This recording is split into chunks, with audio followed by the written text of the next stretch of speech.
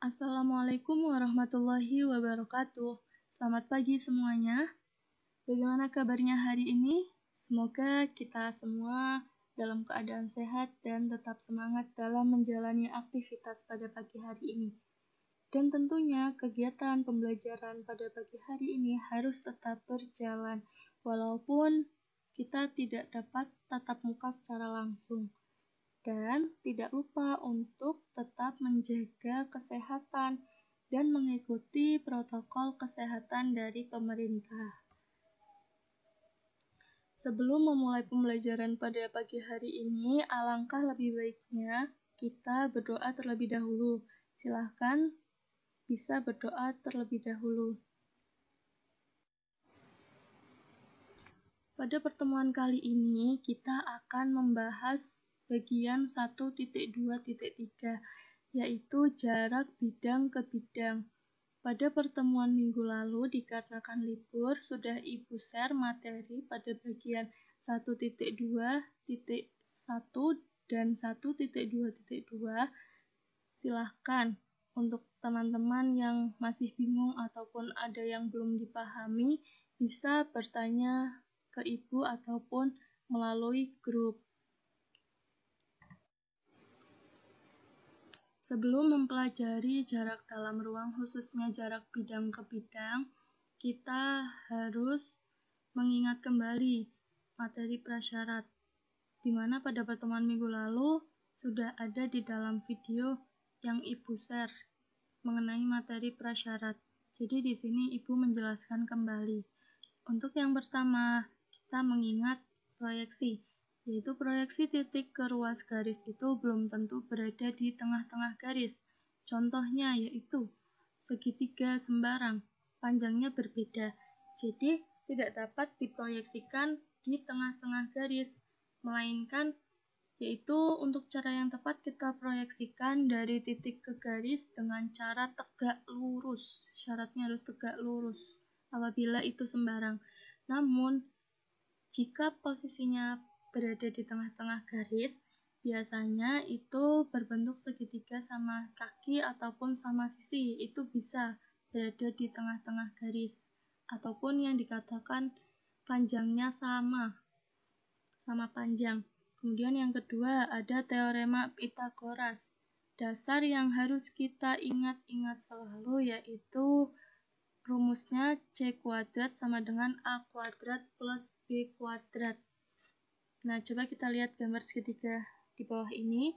Tidak kita abaikan angkanya, kita perhatikan segitiganya. Nah, di sini C itu adalah sisi miring. Untuk A plus B, yaitu posisinya ada sisi samping dan sisi depan. Nah, yang ketiga gambar kubus. Kita simbolkan rusuk itu sama dengan A. Jadi, untuk mencari diagonal sisi, itu langsung saja kita gunakan A akar 2. Jika itu diagonal sisi. Apa itu diagonal sisi? Yaitu diagonal yang terletak pada bidang yang sama. Sedangkan diagonal ruang yaitu diagonal yang tidak terletak pada bidang yang sama. Untuk lebih memudahkan, bisa kita gunakan A akar 3 untuk ruang. Nah, kemudian yang keempat, materi prasyaratnya yaitu luas segitiga. Kita perhatikan di sini ada segitiga. Nah, kenapa kok bisa pakai setengah kali A kali B sama dengan setengah kali C kali D? Ini hanya satu rumus, yaitu luas segitiga. Namun, kita di sini ada dua segitiga. Nah, coba kita perhatikan. Segitiga pertama ada A, E, I. Nah, kita lihat dari sudut pandang segitiga berbentuk berdiri ini. Siku-siku. Nah, untuk alasnya, EI kita simbolkan dengan A. Kemudian tingginya kita menggunakan AE. Kita simbolkan dengan B. Nah, untuk yang segitiga kedua, kita lihat dari AIE. Jadi posisi yang di bawah itu alasnya itu AI. Nah, kita simbolkan dengan C. Kemudian untuk tingginya kita menggunakan EK, karena alasnya sudah AI maka tingginya EK atau kita simbolkan dengan D. Jadi kita bandingkan antara segitiga yang AEI dengan AIE, seperti itu. Kita lanjut pada pembahasan pertama, yaitu materi intinya jarak bidang ke bidang. Secara definisi, kalian tahu apa itu jarak bidang ke bidang? Nah, jarak bidang ke bidang atau jarak antara dua bidang adalah panjang ruas garis yang tegak lurus terhadap dua bidang tersebut. Nah, coba kita perhatikan, di sini ada gambar dua bidang yang sejajar. Nah, untuk mengetahui jarak antara bidang alfa dengan bidang beta, kita gunakan garis, kita wakilkan dengan garis setiap bidangnya. Kemudian kita proyeksikan tegak lurus. Nah, di sini pada bidang A itu ada titik A. Kemudian pada bidang beta ada titik B. Maka jarak antara dua bidang dapat kita wakilkan dengan panjang AB. Untuk lebih jelas. Nah, di sini ada langkah-langkah menentukan jarak bidang ke bidang. Ada 3 langkah umum, yaitu pertama, kita menentukan garis yang tegak lurus dengan bidang alfa ke bidang beta. Coba kita lihat, di sini kan kita wakilkan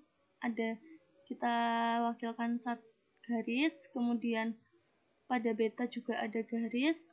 Nah, di sini saling tegak lurus bidang alfa dengan bidang beta. Nah, garis tersebut menembus kedua bidang, yaitu berada di titik A untuk bidang alfa dan titik B untuk bidang beta. Nah, jadi di sini menembus bidangnya. Nah, jarak bidang alfa diwakilkan oleh titik A dan jarak bidang beta diwakilkan oleh titik B, maka jarak bidang alfa ke bidang beta sama dengan panjang AB. Seperti itu, teman-teman. Semoga dari penjelasan saya ini untuk definisi dan langkah-langkahnya insya Allah paham ya. Nanti apabila ada yang ingin tanyakan bisa. Kita lanjut ke contoh soal. Baik, kita langsung saja pada contoh dari jarak bidang ke bidang. Di sini disajikan bahwa sebuah bangun ABCDEFGH adalah bangun yang berbentuk kubus, di mana memiliki panjang rusuknya itu adalah 6 cm. Kita diminta untuk menentukan jarak antara yang pertama bidang ADHE dan bidang BCGF, dan yang kedua yaitu bidang AFH dan bidang BDG. Nah, coba kita selesaikan bersama. Di sini ada yang pertama terlebih dahulu, yaitu bidang ADHE dan bidang BCGF. Langkahnya yang pertama, seperti pada langkah sebelumnya masih sama. Yang pertama, menentukan garis yang tegak lurus dengan bidang ADHE dan BCGF. Coba kita perhatikan. Nah, di sini ada sebuah kubus ABCD EFGH. Kemudian, nah, di sini bidang ADHE yang sebelah sini yang sudah diarsir, kemudian ada BCGF itu juga yang sudah diarsir. Nah, kita menentukan garis yang tegak lurus dengan bidang ADHE. Nah, garis yang tegak lurus dengan bidang ADHE dan BCGF kemungkinan yaitu AB, bisa CD, atau titik tengah antara AD dan BC. Nah, di sini Ibu memilih diwakili oleh panjang AB. Karena jadi garis AB tersebut menembus kedua bidang titik A dan B. Jika kita milih CD juga masih sama, menembus kedua bidang yaitu di titik C dan D. Karena di sini Ibu memilih panjang diwakili oleh AB, maka garis AB itu menembus kedua bidang di titik A dan B. Nah, dapat kita ketahui bahwa jarak bidang ADHE ke bidang BCGF sama dengan panjang AB. Jadi, jarak bidang ADHE ke bidang BCGF adalah 6 cm. Seperti itu. Selanjutnya pada pertanyaan yang kedua, yaitu jarak antara bidang AFH dan bidang BDG. Penyelesaiannya masih sama menggunakan langkah yang sudah dijelaskan sebelumnya. Langkah penentuan jarak bidang ke bidang yang pertama, garis yang tegak lurus AFH dan BDG adalah garis EC. Coba kita perhatikan gambar. Di sini ada gambar kubus ABCDEFGH. Selanjutnya gambar kedua, di sini bidang AFH dan bidang BDG sudah digambarkan. Kemudian selanjutnya, nah di sini ada garis EC. Garis EC itu posisinya menembus bidang AFH dan BDG. Nah, garis EC menembus bidang AFH itu di bagian K. Kita simbolkan dengan K di tengah-tengah di K sini. Kemudian menembus bidang BDG di L. Kita tulis L di sini dan garis tambahan E diproyeksikan ke E. I-nya di sebelah sini ya teman-teman. Masih ada yang kurang, sini belum dikasih tulisan I. Nah, untuk lebih jelasnya E ke I yang garis berwarna merah. Nah, selanjutnya kita menentukan panjang EK dengan segitiga AEI. Nah, ini kan tadi sudah kita tambahkan garis EI. Kita akan mencari jarak titik E ke K atau panjang garis EK. Nah, kita menggunakan segitiga AEI dari bagian kubus tersebut. Pertama kita mencari nilai EI. Mengapa kita mencari nilai EI terlebih dahulu? Karena EI merupakan setengah diagonal sisi dari bidang EFGH. Nah, setengah dari garis EG, di mana nilai EG yaitu 6/2. Jadi setengah dari 6/2 sama dengan 3/2 cm. Nah, setelah EI diketahui, kita mencari panjang AI. Nah, panjang AI bisa kita gunakan teorema Pythagoras. AI itu posisinya berada di sisi miring, maka kita tambah. Jadi, panjang garis AE ditambah EI. Jangan lupa dikuadratkan untuk semua panjangnya. Nah, sama dengan AI kuadrat sama dengan 6 kuadrat ditambah 3/2 kuadrat sama dengan 6 pangkat 2 sama dengan 36. 3/2 pangkat 2 itu adalah 18. Maka 36 ditambah 18 sama dengan 54. Nah, perpangkatannya kita pindahkan menjadi bentuk akar. AI sama dengan akar 54. Kita pecah 54 supaya bisa menjadi akar yang lebih sederhana, yaitu 9 kali 6. Nah, 9 bisa kita akarkan menjadi 3. Maka hasilnya panjang AI adalah 3 akar 6 cm. Selanjutnya, langkahnya yaitu menentukan panjang EK dengan aturan luas segitiga. Jadi, sebelum menentukan EK itu kita menentukan nilai EI dan AI dulu. Nah, baru kita bisa menentukan panjang EK. Nah, untuk menentukan panjang EK dengan aturan luas segitiga, di mana seperti yang sudah Ibu jelaskan pada materi prasyarat, kita menggunakan 2 segitiga. Nah, walaupun ini posisinya itu masih sama, jadi kenapa kok ada 2 segitiga? Maksudnya di sini adalah segitiganya alasnya berbeda posisinya. Jadi kalau yang pertama luas segitiga AEI yang pertama itu setengah kali, ini masih rumus luas segitiga ya, setengah kali alas kali tinggi. Nah, alasnya itu EI, kita menggunakan alas yang EI. Tingginya menggunakan EA. Maka setengah kali alas kali tinggi untuk segitiga pertama. Kemudian untuk yang luas segitiga AEI yang kedua, yaitu kita lihat dari posisi alasnya itu berada di AI.